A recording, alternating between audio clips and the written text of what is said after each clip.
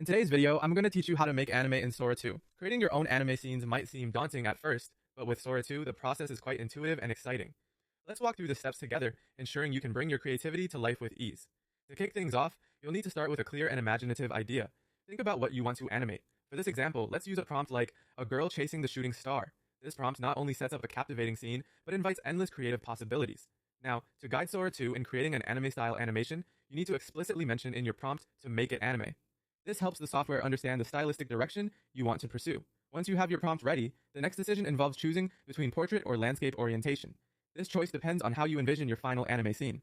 A portrait orientation might be ideal for more vertical compositions, perhaps focusing on characters, while a landscape orientation could be perfect for expansive scenes, like starry skies or sweeping landscapes.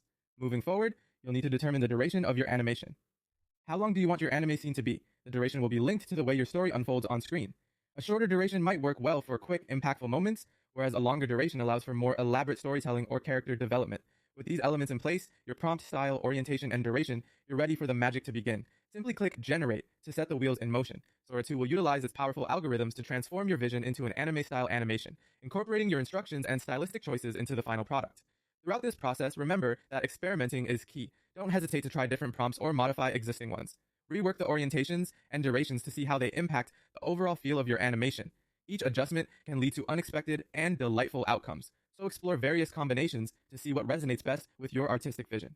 As you embark on this creative journey with Sora 2, be patient and keep refining your prompts and settings until you achieve the desired effect. The world of anime is vast and nuanced, and with Sora 2 at your disposal, you have a versatile tool to help you recreate this captivating art form. I hope this tutorial has armed you with the knowledge and confidence to create your own anime scenes in Sora 2. Dive into the process with enthusiasm and remember to have fun as you explore the endless potential of your creative mind. Enjoy bringing your animated visions to life.